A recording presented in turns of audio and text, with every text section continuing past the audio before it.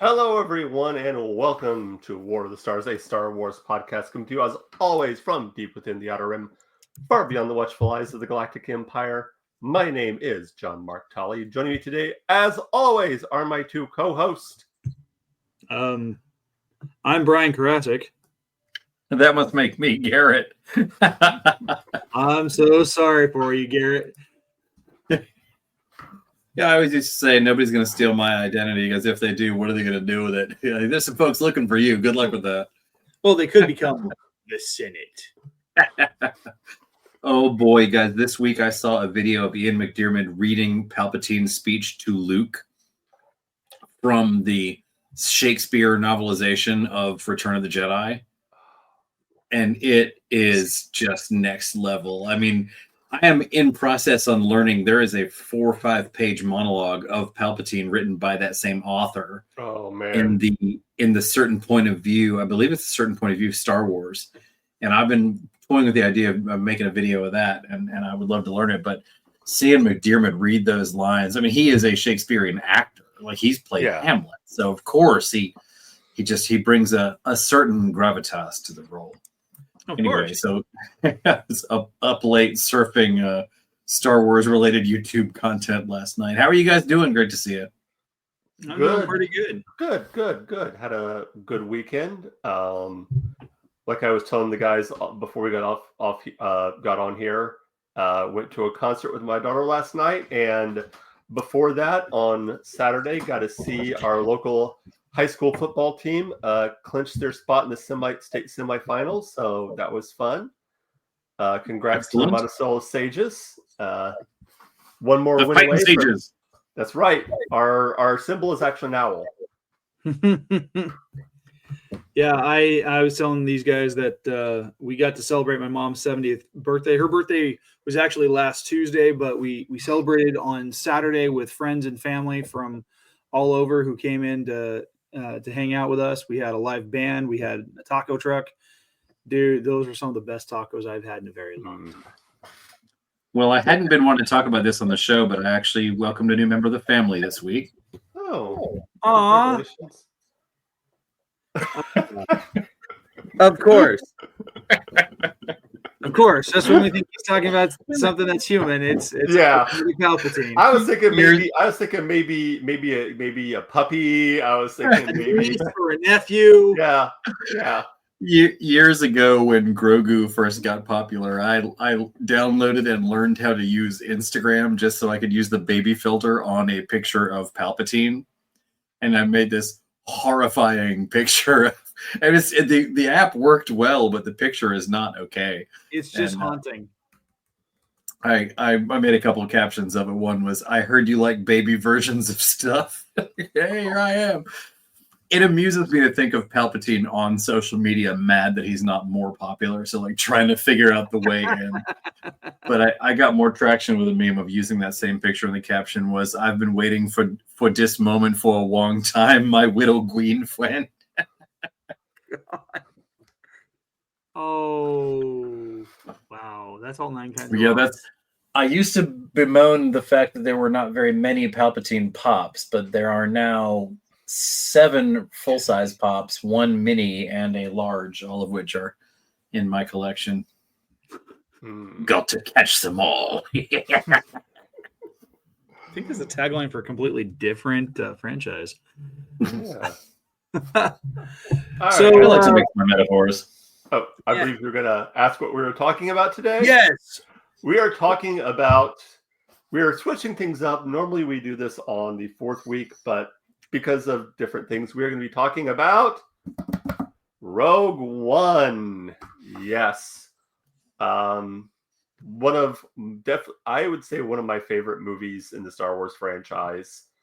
I've gone on record as saying this is not just a great Star Wars movie, this is a great war movie. Yeah. This is just one of my favorites. Just from start to finish, a great movie. Go ahead. Sorry. I like any movie in Star Wars that does their... Star Wars is maybe not unique, but certainly unusual in their tendency to put medieval style weapons into a sci-fi genre. Mm-hmm. Chewbacca's bowcaster, lightsabers, of course, and that laser bow that Cheer it. thank you, Chirrut Imwe is holding is a perfect example of that. I always loved watching the old Clone Wars cartoon, the Tartakovsky one. You got these IG droids riding speeder bikes. And like here you have advanced AI hunter-killer droids operating hover bikes. And what is their primary weapon? A lance. they're so advanced in their jousting, and I love that. And I sincerely, no sarcasm there, I think that's really great. That's something I've always loved about Star Wars, is it throws that sort of fantasy element. And that's what brought me to Star Wars in the very first place when I first saw the film. Was Darth Vader is objectively a Dungeons and Dragons Death Knight made into a sci-fi character. And you can't lose with that as far as I'm concerned. Yeah, definitely. Yeah, I've got to say that Rogue One is in my top. I mean, we've got what? How many films? 11? 11 total, I believe. Yeah. Yeah. And it's in my top 5. Actually, Rogue One's in my top 3. Yeah, definitely. My top 3 include Empire Strikes Back at number 1, Rogue One at number 2. And I'm still kind of toying with what I have as number 3. Sometimes it's the original film. Sometimes it's Revenge of the Sith. Mm-hmm. But I really liked Rogue One. It was such a fun movie. It was so well done. The characters are, and we'll talk more about this in the details, but it's such a great movie. Yeah. Now let's just go peel the Band-Aid off again. Let's talk a little bit about the one criticism that people have is people will say, well, we don't get a lot of time to really flesh out the characters or to give them any real time, and you already know what's going to happen because they're all going to die. And to me, that doesn't really matter. Like, yes, you know these characters are going to die, but that doesn't make it less of an interesting story and less of a, I mean, what do you say to that? That people would complain that the characters, that there's no real depth to the. I mean, not necessarily depth to the characters, but that there's that. Well, I will say that I never heard that complaint, but to that complaint, I have to say that my first rebuttal would be, what's going to happen when you watch the prequels too, don't you? Yeah, and again, that's a common complaint I've heard with people when they're talking about any type of prequel movie is, how can you become invested in these characters when you already know the outcome? Well, knowing the outcome, like if you go to Disneyland, you know where you're going to get, you know what Disneyland is going to be like when you get there. But the method of your travel, I think, is it's not the journey. It's a classic, not the destination. It's the journey. Mm-hmm. Oh, absolutely.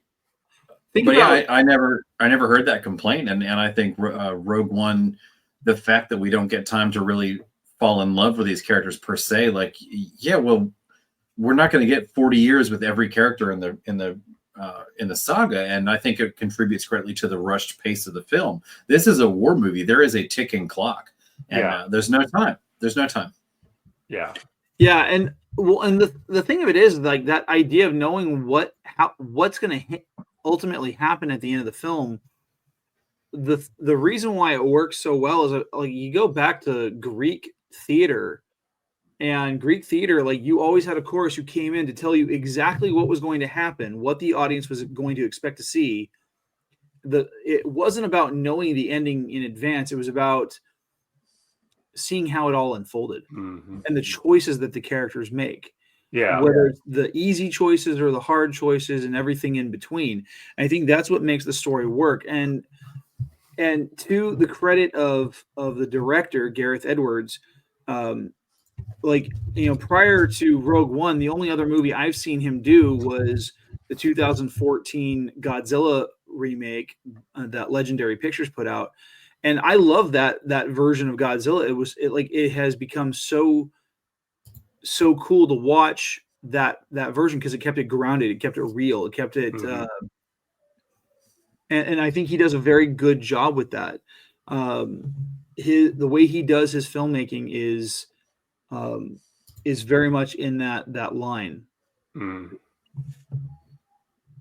I think I made up some kind of joking but halfway serious thoughts on the naming conventions of the characters in Rogue One. Knowing that they're all going to die, I mean, they kind of all have to die unless we're going to dishonor them by making them like live out the rest of their days in ignominious defeat. You know, like because we never hear from them again. Now we know that that's the case because this movie was made decades after the first movies, but nonetheless, within the canonical continuity of the story, we know that these characters either died or went into hiding for the rest of their lives. And I think dying is a much better way to go. But what really cued me into that was Chirrut Imwe. He says more or less constantly throughout the film, I am one with the Force. And to my knowledge, he is the only character before or since that film to use the phrase one with the Force to refer to a living being. Every other instance of that phrase that I've ever encountered in Star Wars is a synonym for death. He has become one with the Force. Yeah. Why? Because Darth Vader cut him in half with a lightsaber. So that's what that comes from. So Chirrut's, most of his lines hinge on, included at some point a reference to being one with the Force. And another one was Bodhi Rook. Now, maybe I'm giving him too much credit. Bodhi is a Sanskrit word meaning awakened, and a rook is a carrion bird. So the fact that Bodhi is named after, if you take Sanskrit out, he's a body, and he's also a corvid, a carrion-eating bird. I think some of that thought went into it, and most importantly, Baze Malbus. Well, hold on. The term rook also is a term from chess. Think about what the rook does. The rook can move laterally or it can move forward and backward. Okay, there's nothing else. And think about the movement that Bodhi does. Bodhi was an Imperial. He makes a lateral move to the rebellion when he realizes what the Empire is up to. I like that. I like it. And he guns alive in that process. The coda to this theory where it becomes a joke is Baze Malbus. If you have one bay, you're fine, but if you have too many bays, one of them is going to kill you. But in all seriousness, though, I do think that Chirrut knew what was coming. Yeah. And I think the only thing that would have made that death scene more poignant to me is if Baze Malbus had called him Master as he was dying. I really thought we were going to see that they had been Master and Padawan. Yeah. I thought it was interesting with those two characters to see a different view of the Force other than your typical Jedi and Sith. I thought that was interesting to see. Like these were two people who had a strong connection to the Force, who follow the ways of the Force, but they weren't Jedi. They weren't, any of your typical. I thought that was really, really interesting, and to see two people who, especially with Baze, who had lost his way. Like Baze was very much the cynic, very, he almost seemed like he was staying with Chirrut not necessarily out of devotion to the Force and following the ways of the Force, but out of devotion to Chirrut. Oh, for sure, yeah. He could care less about that other stuff. It was. Well, even if he ever had any faith in the Force, it's having seen what had happened. It was one could forgive him for losing his faith in the Force. What's interesting is looking at. We're kind of focused on Chirrut for a moment here, but Donnie Yen as an actor.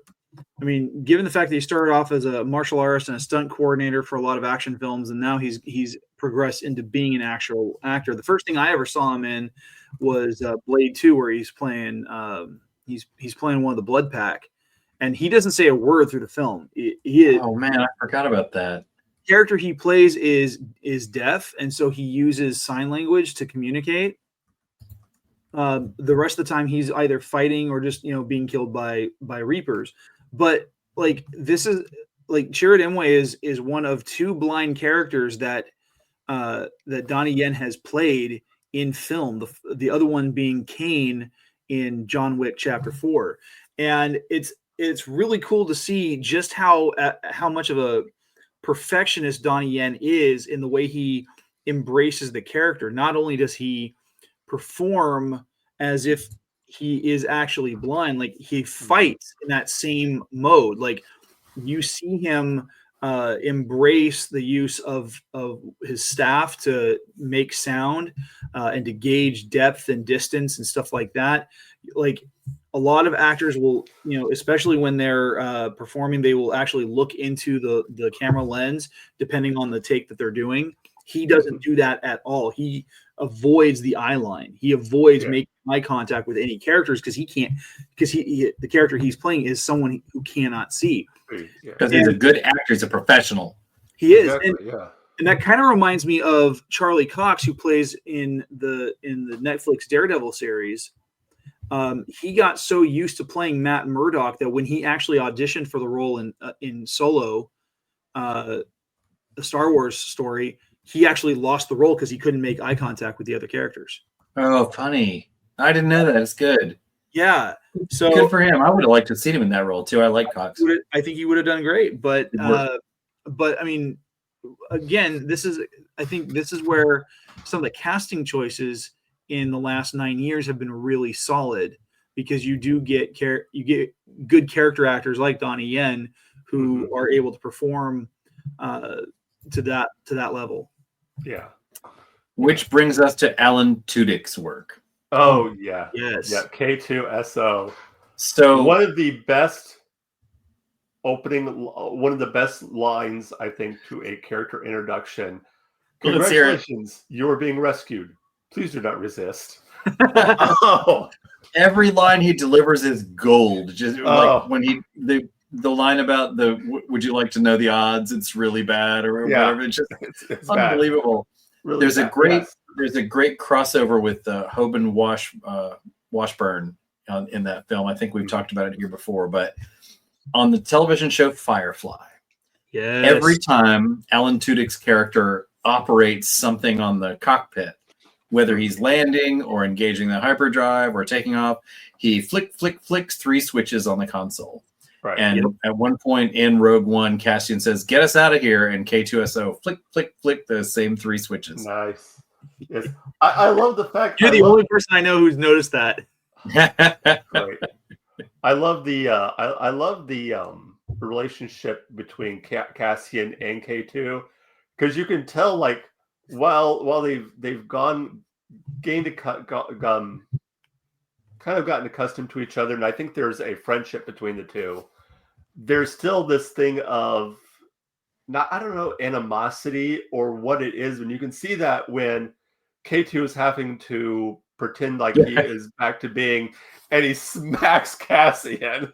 Like, that was a little too. Yeah, definitely. Like, he also almost like K2 is like, I've been wanting to do this for so long. I think it's almost a shadow of the Chewie and Han relationship, where they are bound together, would do anything for each other, but also kind of get on each other's nerves a little bit. Right. Chewie and Han are always yelling at each other. It's not the same dynamic in that. I think you're right. And K2SO is a little bit more antagonistic. And I believe I have discussed my theory that K2SO is a prisoner of war who has been brainwashed. But that said, I think that droids are just as capable as humans of making that lateral move you mentioned earlier, Garrett. And I think K2SO, as an intelligence droid, had to resent or at least question some of the poor tactical decisions that the Empire is making at this point. Yeah. Oh, absolutely. Yeah. Because at this point, he gets to see it from both sides.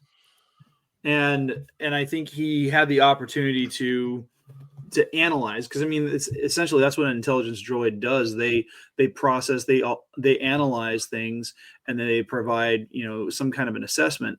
And so he had the opportunity to see things from both the Imperial side as well as the Rebellion side, and process that. And he came to the realization. I mean, at any point he could have had himself reprogrammed. Yeah. If he really wanted to, and he didn't. How it should have ended did a great video of this movie, where as Cassian and Jyn are watching the beam strike, K2SO pulls up in a shuttle. He's like, get in. And they're like, what happened? He's like, I downloaded myself to another body, obviously. Like, he's a machine. I would have loved to have seen that happen. Right. But I think the attention to detail in this film is really commendable. And that's sort of the way that they tie into existing lore, even decades apart. And, people will pick apart and complain that that battle's proximity in the timeline to Vader boarding the Tantive 4 makes it a little funny. Like, how is Princess Leia with a straight face pretending to be on a diplomatic mission? Vader's like, I just saw you, right? I have not lost eye contact with your ship since you got the plans. But that kind of stuff aside, I really think that Edwards did a great job tying it in. And one key moment that always impresses me, in the Jeddah marketplace, when Saw Gerrera's forces attack the Imperial tank, one of them pops up close to the tank and just lobs a grenade underneath it. And that grenade takes out the tank.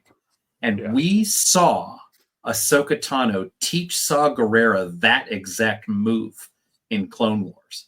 Yes, when she was on Onderon. And that is not a coincidence. I've not seen written down any acknowledgement of that, but it is a very specific military tactic that was taught to Saw Gerrera by Ahsoka Tano, and seeing it in that film, it warmed my heart. It made up for the "don't choke on your aspirations" joke. Oh, come on. I love that joke. I love it, but it's a little much. I love it as a dad, but as a fan of Vader, like, come on, Vader, be a little more serious. And by the way, Ben Mendelsohn, while we're talking about amazing actors in this film, the cast of this whole show, I had never seen Cassian Andor's character, who I'm 50 years old, so it's Diego Luna. I'd never seen him in anything else previous, and loved his work. Did you ever happen to see Elysium with Matt Damon? Oh, I guess I have seen him if he's in that. Yeah. Diego Luna was one of the guys that kind of helped strap the exoskeleton to him. Oh. And apparently I've also heard him in The Book of Life. Yeah. Yes. Yeah. And I guess I saw him in the movie Y Tu Mamá También, which is what I call my my egg-basted chicken recipe. Yeah. I just touching back on that Vader dad joke. I mean, yeah, you can say what you want about that, but come on, this is also the same guy who made the joke to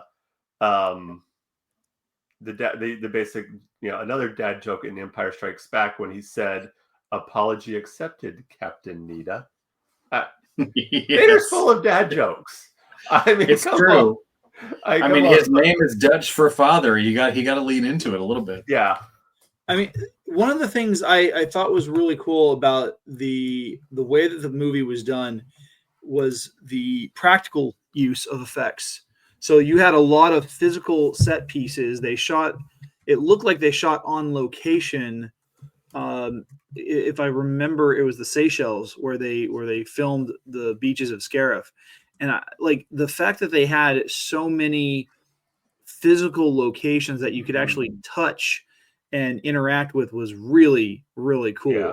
It like that scene, even then, like, I don't know how much of a practical effect or a digital effect it was, but the scene where you had all those Star Destroyers using their tractor beams to lower the dish into the Death Star. Holy cow. Mm-hmm. Like, it felt so tangible and so real. Yeah. And it's probably one of my favorite shots of the entire film. Yeah. And there are some great shots. There is some great cinematography. But that right there is one of my favorite scenes of the entire film. And it has nothing to do with any of the characters. One thing I appreciated is there's this habit among sci-fi that, especially when it's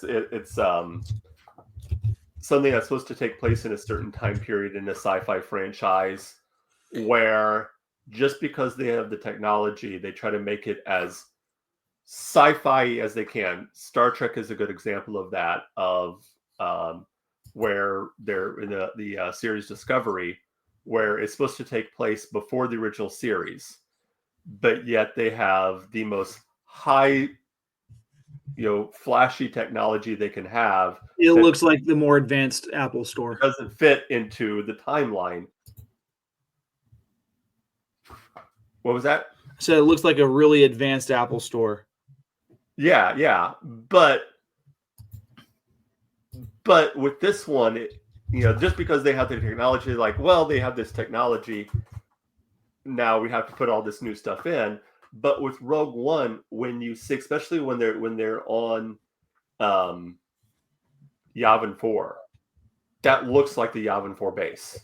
It looks run down. It looks kind of that 1970s vibe that we got. And I really appreciate that aesthetic, that they kept it, that aesthetic from the original series, from the original trilogy. Well, and even the hairstyles look reminiscent, especially with the way the Imperials carried their hair, or the way the Rebels did. Yeah, you saw that same style from the 1970s. Yeah, I really appreciated that. I was a big fan of the introduction of the Death Troopers. While we're at it, I like I like a new division of Stormtrooper, and the fact that they speak in an unintelligible language, which I was just looking up. Wikipedia refers to that as they have vocal scramblers, but I read some theories online that they're like speaking in Sith language or something like that. But I have to laugh because I love Wikipedia. This is fandom.com.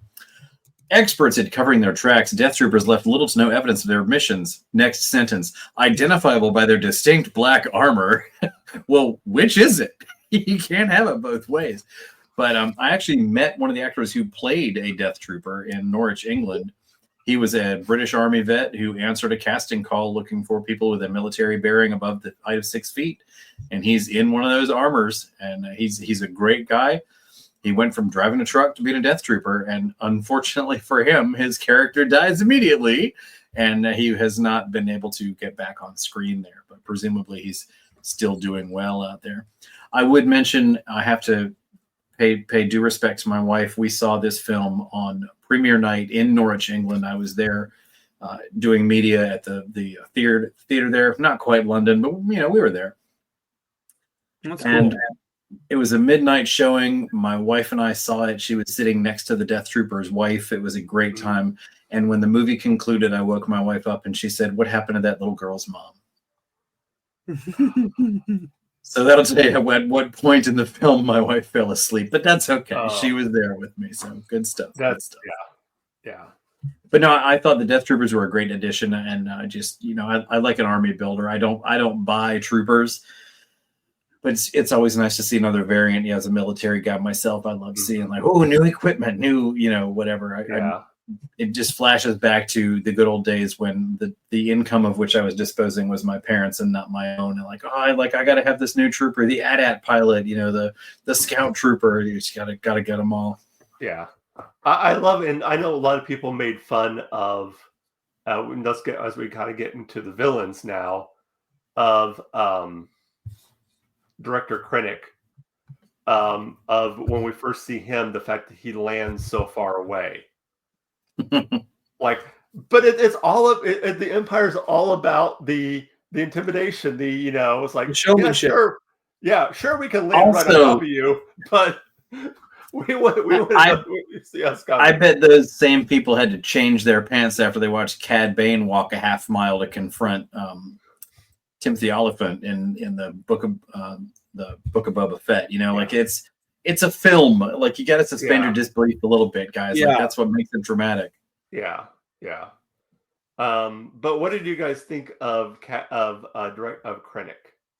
I think Krennic, Ben Mendelsohn is good at playing skeevy characters. He was, I Scummy Brothers.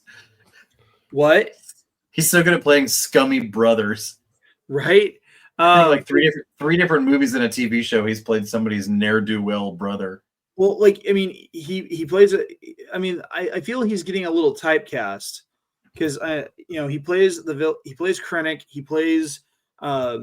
He plays Roland Daggett in The Dark Knight Rises, which is another skeevy character that he played, and then he also plays the primary antagonist in Ready Player One. And so I feel like he's kind of gotten typecast. He's a good actor. I liked him in he was probably one of the better parts of Captain Marvel from 2019. But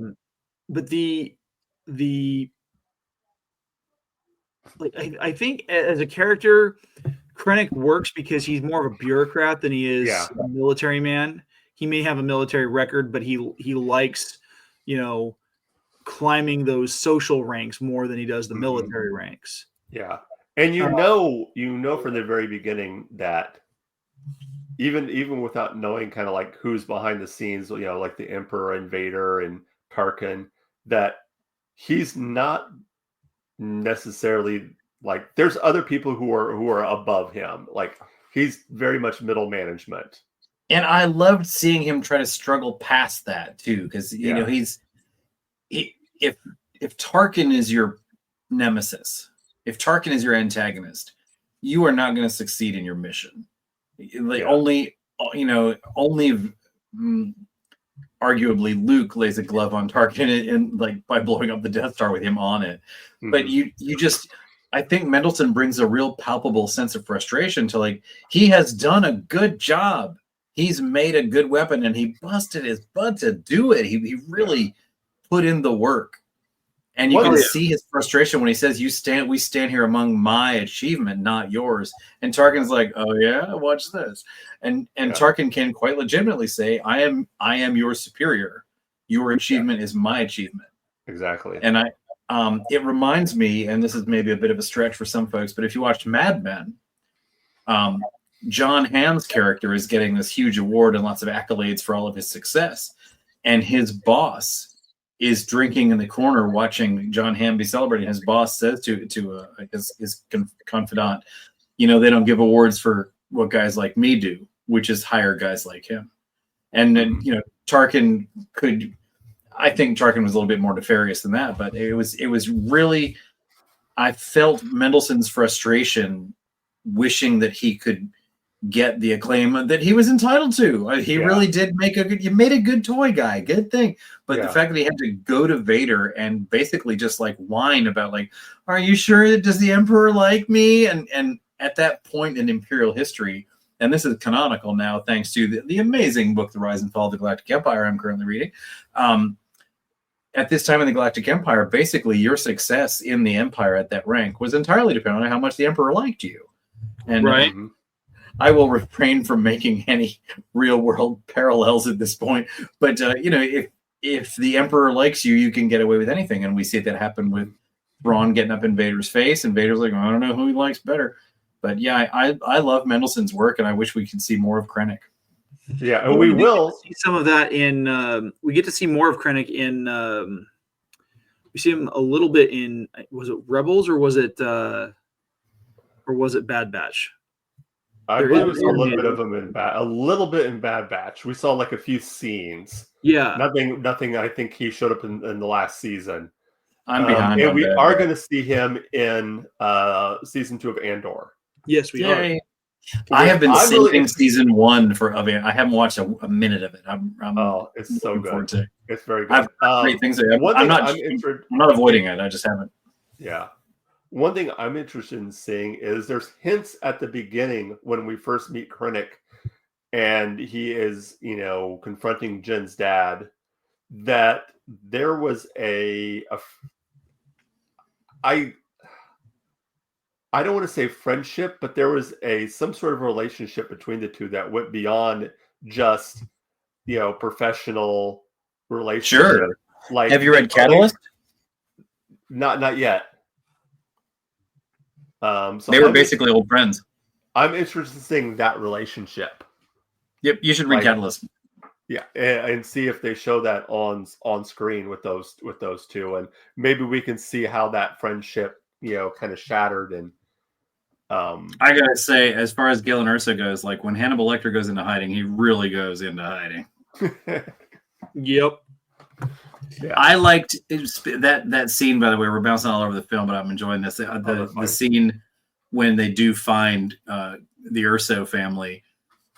Jyn's little toy stormtrooper is the coolest thing to me. And I always like seeing and reading about how children in the Star Wars galaxy also play Star Wars. Like Luke's got a toy X-Wing and Jyn, a little bitty Jyn had a toy stormtrooper, and I think that Yeah. stuff is really cool. That is. It makes it feel more. It makes the world feel real.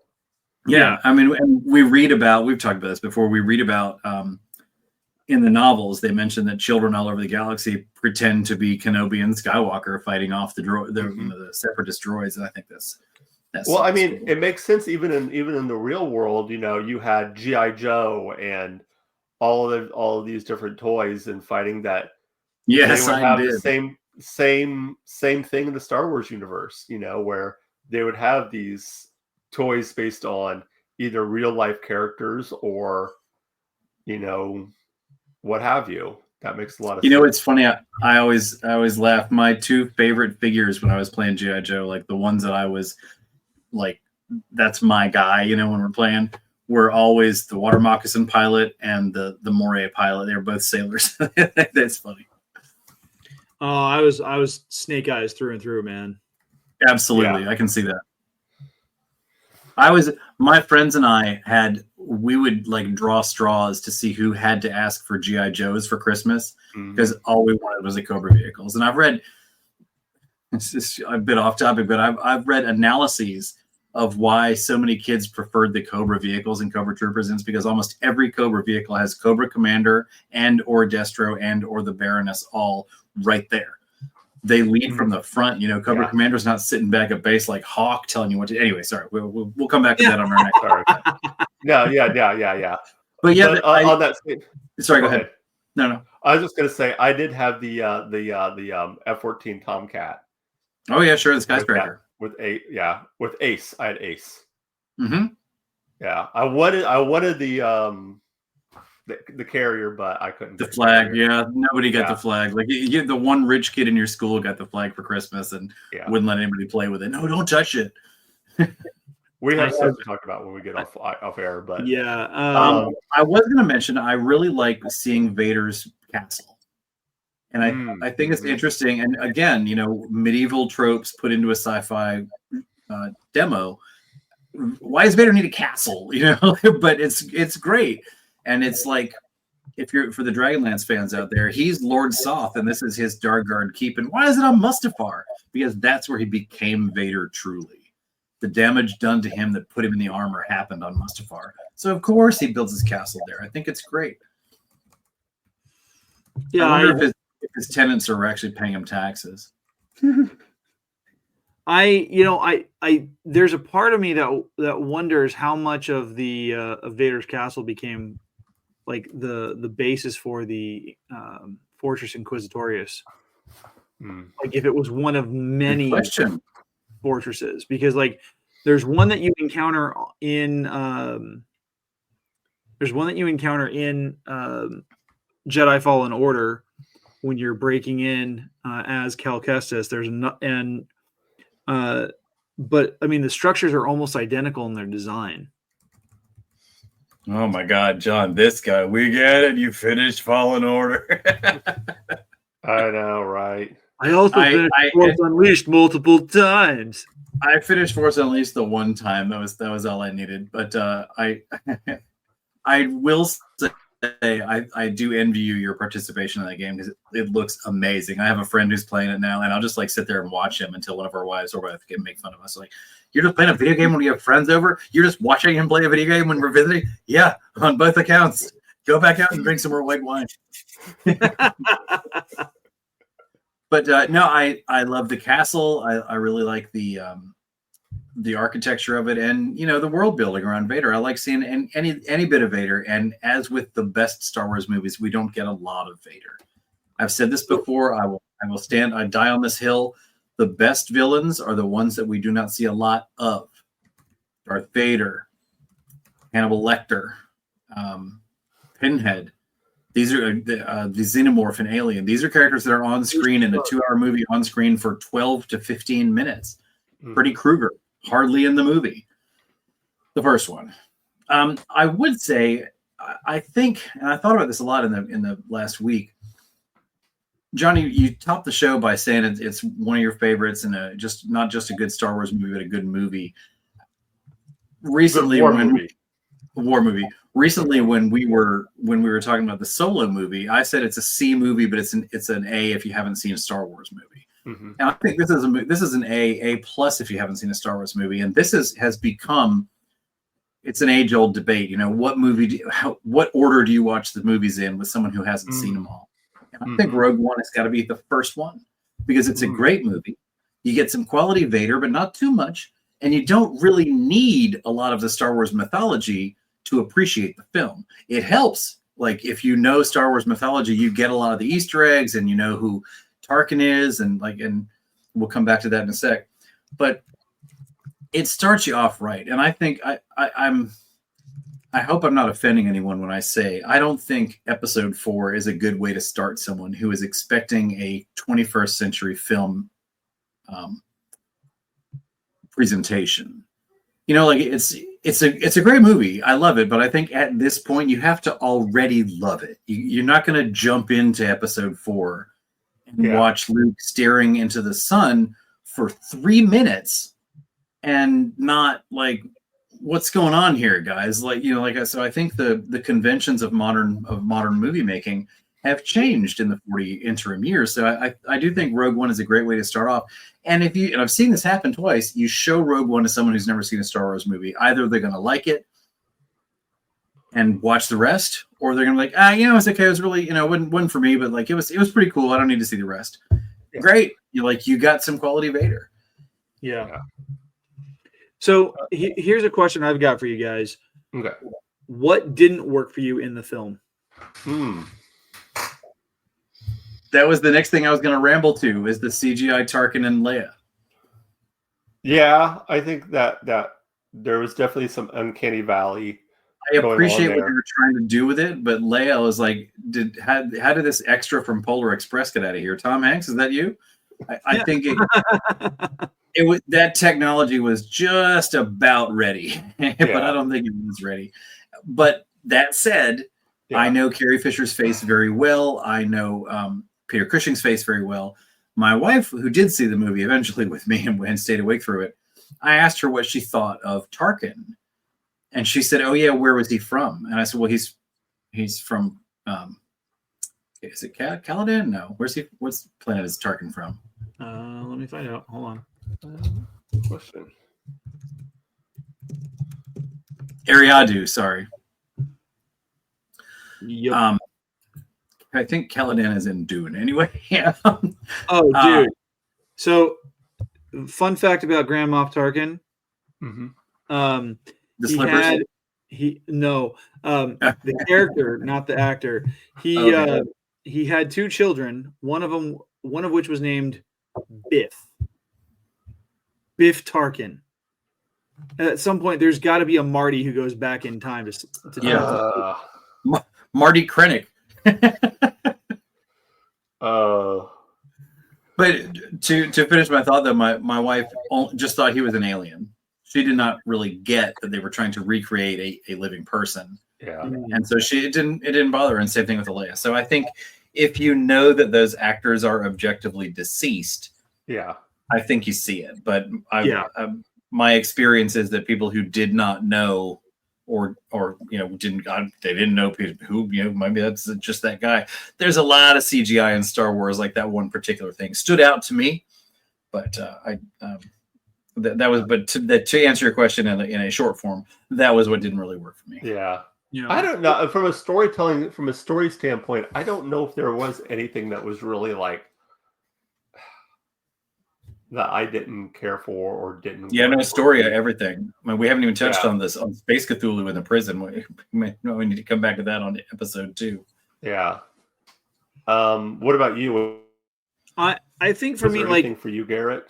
Yeah, I mean, obviously, I get that the CGI was done as an homage to include those characters, especially for within that part of the timeline and the chronology. I feel like it was a little unnecessary. Just because we know what's going to happen next. We didn't need that. It felt like the studio had pigeonholed those characters, or not pigeonholed, they shoehorned those characters into place just so that we knew exactly where the movie fell in the timeline. It doesn't really matter. it felt unnecessary. I think the other thing for me though was the music. The music does not stand. I mean, yeah, it was. I can't remember if it was John Williams or not. I want to say it was, but it did not feel. There's nothing iconic about the music that stood out. It was John Williams. Okay, like because like I can still in my head I can still hear the march of the battle droids in episode 1. I can still hear some of the. Oh wait. Sorry. It was Michael Giacchino. Oh, Giacchino. Okay, yeah. And I like Michael Giacchino. He's replaced Alexandre Desplat. I'm saying his name wrong, but yeah, the composer for Godzilla. Yeah, Giacchino's got. He's a great musician, great composer. He does a wonderful job, but none of the pieces of music stand out to me. Like if you were to play part of the score from the film to me and without telling me what it was, I might be able to identify that it might have something to do with Star Wars, but I wouldn't be able to tell you what film. I agree. His music feels Star Wars-y.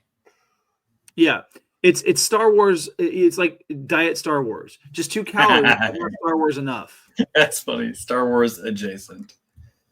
And the same thing with like the music from Solo. It doesn't stand out to me. There's no piece of music that sticks out. Like, and even though John Williams composed the music for the sequel trilogy, again, we run into the same thing. And this is something I might bring up, later on when we're covering those films. Garrett, there's a guitar behind you. Are you a musician? I am, and that's great attention. Okay, sorry, I'm a singer, so what do I know? I've not the first time that you've had a very insightful take on the music in a film, and I've noticed that. I wonder how many other of our musically inclined fans picked up on the same thing, because when you say it sounded Diet Star Wars, Duel of the Fates and Imperial March and Palpatine's entrance. So these are pieces of music I recognize because I am musically inclined, but not being an instrumentalist, I don't pick up that much on it. It's interesting to hear you say. Yeah, and don't get me wrong, the music works for the scenes that we get it in, and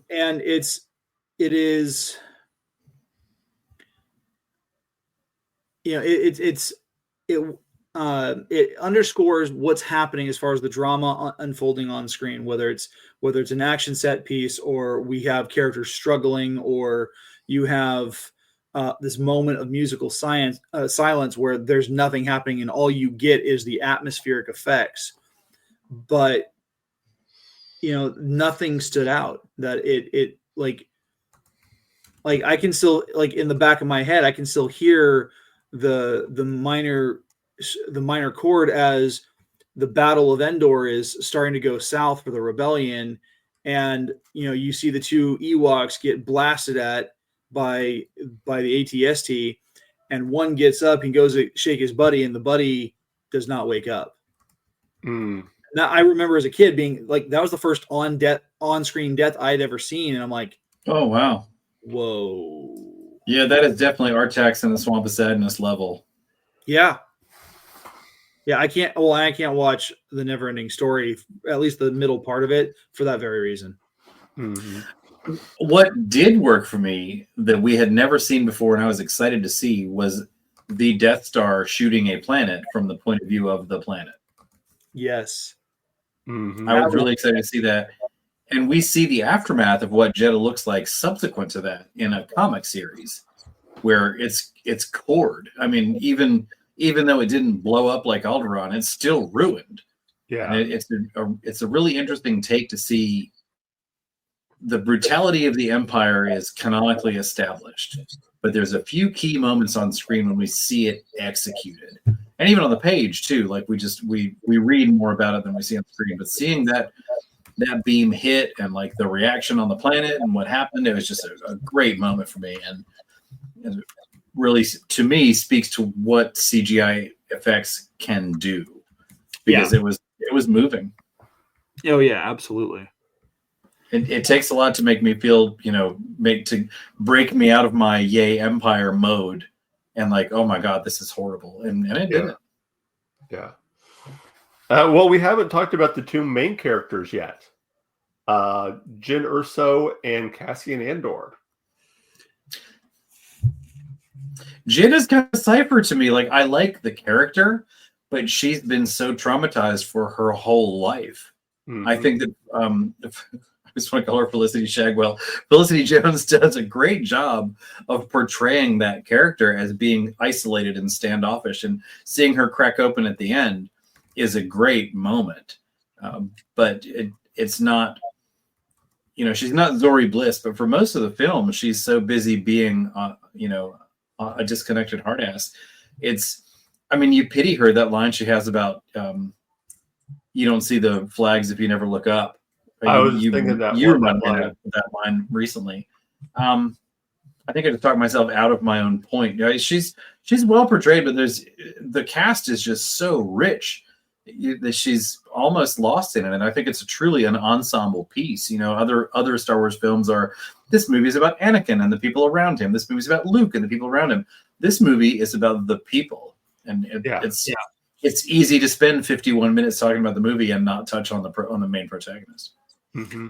Well, and I think, especially with Andor having received his own spin-off series, I mean, don't get me wrong, Diego Luna does a great job. I like the character. Like, he's a character that you want to root for. You want to see him succeed at his mission, because as far as the audience is concerned, he's the good guy. But he is not a good guy. No. Like, he kills an informant at the very beginning when we're first introduced to him. He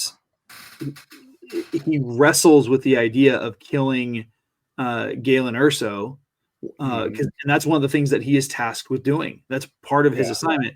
Thankfully, he doesn't have to do that job, because Galen gets himself killed in the process. But, you know, the whole point and purpose of it is to do that. And I think what's interesting is, and this is just one of those moments where we see K2 kind of get some retribution on Andor, is he's the one who lets it slip that Cassian took his rifle with him. He's the one that tells Jyn, "Oh yeah, Cassian's not your friend. He just tried to kill your dad." Yeah, that's funny. That's a good point. And he sows that those seeds of distrust without even meaning to. And maybe he did mean to. We don't know. I mean, it would be great to see, like, you know, like a from a certain point of view episode where it's just K2SO going about his business leading up to the events of Rogue One, and his perspective of how that whole story plays out. Yeah, that would be. Well, we're coming close to our cutoff, our time, but I think there's one last thing I think we should touch on, and that, of course, is that hallway scene. Dude, the hallway scene. Yeah, and I love the fact that watching an interview with Garrett Edwards, and talking about when they did that scene, they wanted to make sure that Vader didn't do anything that he hadn't already done in the original series. So when you see him going through that hallway, he's not doing anything that we haven't already seen him do. He's not doing flips. He's not, you know, bouncing off the walls and, you know, doing that kind of stuff. He's just juggernauting. Juggernaut, yeah. Yeah, and when you look back at that scene where he just yanks all the guns away, it's great. I like when we see a Force user like gesture to control something, like Vader will reach for someone and I'm choking you now and I'm grabbing your gun. And I can't decide what I like better, because we also see Palpatine without a gesture throw two guards, you know, 20 feet up in the air in opposite directions just as he walks by them. Mm-hmm. And I think that stuff, and we see Yoda do something very similar. But yeah, that moment, Vader's fist just clenching as he yanks everybody's guns away. It's so cool. It's just classic. And it's not, it's, I mean, you kind of course, being Star Wars fans, I'd love to read too much into it. The concentration, the sheer power necessary to grab each of those guns and pull them away. Mm-hmm. Like, it just feels like, you know, telekinesis is impossible for one gun, but to make it even more impossible by grabbing 20 of them. It's just like, it's for me, that particular scene where he's pulling the guns, the first thing that popped into my head was, oh, this is a new way of showing that scene from the original X-Men film where Magneto does something similar, where he pulls the guns from the cops' hands and the SWAT team's hands, and then he turns them back on themselves. Yeah. And then he not only pulls the trigger, but he holds the bullet in place on that one agent's forehead, just like holding it there. And then you can hear the guy like just groaning. I'm like, man, this is a new way to do that same scene. It was so well done. Yeah, I love the yeah, we talked about this. Why is adamantium ferrous? I don't think adamantium should be magnetic. It's always bothered me. Sorry. It's okay. Hey, not everything can be aluminum. Yeah, but titanium is not ferrous. Why would adamantium be? I don't know. Because just to give Wolverine a weakness. I just watched Deadpool Wolverine. I'm sorry, it's bothering me. But we talked about this also when we talked about Vader. The fact that Vader turned off his respiratory system before going into the hallway. The guy is just next level. He knows how to make an entrance, whether he's doing that or, like Garrett pointed out, riding on the back of a TIE fighter using the Force to flap his cape it's classic. Yes. And a certain percentage of this can be attributed to filmmaking rather than canonical decisions by the character. But we have to see it as, he's doing that. So, yeah. And he stabs the guy through the bulkhead. That's great. And they're up against there's not a wasted moment in that. And speaking of seeing things from the other way, Garrett, we see that happen from the other side of that door in episode 4. Yeah. And then they open the door, and to see what happened before Vader's appearance, it's just great. It's just great. And I love the circles that Star Wars goes in, and I love seeing a moment that we've all been watching for 40 years.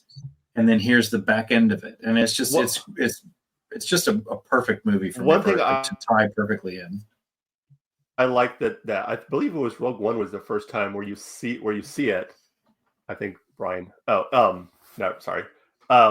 Is the way they showed the ships coming out of hyperspace. It seemed like before in the other Star Wars movies, you've always seen them. You can kind of see them in the distance, and they kind of slow. They're in the distance. You kind of slowly. And in Rogue One, it was just like they're there. Whoop. Yep, that's neat. Like, and especially when you see the exact is it the Executor? Is that Vader's ship? I can never remember. Yeah, the Executor is Vader's ship. Yeah, the Executor, and how it comes in so fast that it literally collides in with another Rebel ship. I'm gonna say I pronounced that Executor until I was in my 20s. Yeah. And I was embarrassed when I heard it spoken correctly. Like, oh no, how could I have gotten it so wrong? Yeah. But just seeing that ship for the first, yes, we've seen it before, obviously in the other movies. But if you're looking at canonically, this would be the first time that that the executor would have shown up, I believe. And it reminds you that scene in the hallway. Let's take a moment. At this point in the galaxy, not everybody knows who Darth Vader is. No. And not everybody believes that the Jedi really had powers. Like, they've been told for 20 years that the Jedi were all just a bunch of tricks, and wasn't. And everybody who saw a Jedi using the Force firsthand is in hiding or dead for the most part. So most of the galaxy has no idea that this sort of thing is even possible. So put yourself in the shoes of a soldier facing off one target. And you're probably pretty elite. If you're guarding Princess Leia aboard her flagship, you're probably pretty good at your job. And, if here's just this one guy, oh no, just that suddenly you're facing down this demigod who does things that you couldn't imagine were possible. Not only that, these weren't just Alderaanian guards. These were senatorial guards. Yes, exactly. They are top of the line. We're not talking like new recruits. These guys have some rank, some talent. You have to probably, again, as a veteran, you got to apply for this position and be qualified for it. And then to see, I just love imagining what it must have been like for them, the fear that they felt as they realized how useless, like, hey, this gun usually has a lot of answers. And every time they shoot at Vader, the guy next to them dies. Like, that's got to be frustrating. Yeah. Yeah. Well, that reminds me in one of the comics, the line where there's a famous panel from one of the Vader, I believe it's one of the Vader comics, where he's surrounded by all these rebel soldiers, and they say, "You're surrounded." And he has the line, "I'm only surrounded by fear and dead men." Classic Vader. Yeah. I tell you, the writers of the Vader comic book are just doing it right from start to finish. Yeah. Yeah. I would agree with that. Of course, the ending, iconic. I think the Jyn and Cassian embracing at the end. I'm glad that they never had them actually like really go full on with the romantic relationship between the two, because that would have been so easy to do. There's a certain percentage of our fandom that thinks everybody has to be related, and so like as soon as Jyn Erso was cast, there were some voices raised that this was going to turn out to be Rey's mom, and I was just so glad to see her vaporized. Like, no, I don't. Yeah, I don't She's think so. not Rey's mom. No. Rey is a nobody. Exactly. Well, except. Well, No name. we'll get to that when we get to our discussion of Rise of Skywalker. Yeah. We can really tell when we like a movie. We did not run out of things to say about this one. All right. Well, yeah, I guess that brings us to our wrap up. Yeah. Oh, I'm sorry. Before we go, I did want to say, I think they really missed an opportunity. I'm not complaining, but I would have liked to have seen. I think this would have been a perfect time to put Millie Bobby Brown in the white gown. I think she would be a great actress to play young Leia. I heard some rumors that they were going to do that. I wish they had. The CGI was fine, but I would have liked to have actually seen them approach a different character. Like, we didn't CGI young Han Solo face onto Alden Ehrenreich. I would have liked to have seen actually just a new human being playing young Leia. Yeah. All right. Yes. What are we next week? Just so you guys are aware, next week is the week of Thanksgiving, unless you're not in the United States, at which point it's just the end of November. And so for next week, we are going to be talking about the things that we're thankful for with regards to Star Wars. Yes, some of our favorite scenes, some of our favorite moments. Hopefully we'll be being joined by other members of Feast of Fandom that will be giving us some of their favorite moments from Star Wars. So it should be a fun time. But let's Garrett, why don't you tell the people out there where they can find you at? All right. Well, you guys can find me on Instagram and X at GKJ_publishing, where I post about my books, The Archives of Ysink Rand. It's currently a 5-book fantasy series I've been working on for almost 10 years now. Or at least it's been in publication for almost 10 years. I also talk about my show on YouTube, The Right Way, where we talk book recommendations, author interviews, and we do creative writing tips. And also, I am on a new Feast of Fandom show that airs for the first time this Friday. It's called Snackame. Janae from the Geek Gauntlet and I are doing this new show. It's about a half-hour format, and we're just talking about some of the anime that we're getting into. I'm not as much of an anime person. She is. And so we're eating snacks and we're watching anime. Awesome. Brian, where can people find you at? Join me on the Sith Library and Archives, a Facebook page dedicated to the art, culture, and humor of the Sith across the galaxy. Awesome. Oh, all right. As for us right here, you can check us out, as always, at warthestars1@gmail.com. Our Instagram is at warthestars, is at war_of_the_stars1. We are also on X at warthestars1. And you can check us out on our YouTube channel at WOTS77. We are, of course, a proud member of Feast of Fandoms, as I said. You can check us out every week on Feast of Fandoms, or you can see our beautiful faces there on their YouTube channel. Let's see, what else do we got? Ko-fi.com if you want to support the show. Ko-fi.com/War of the Stars. Go there and you can support us monetarily, or you can buy cool merch like this shirt right here. It's kind of faded because it's kind of old, but go to spreadshirt.com/shop/War of the Stars, War-of-the-stars. Gotta get that right.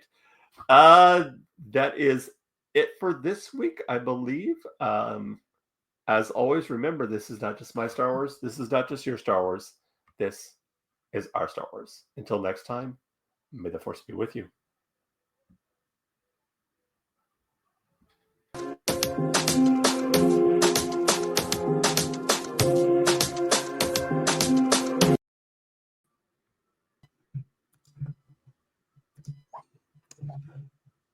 Great show, guys.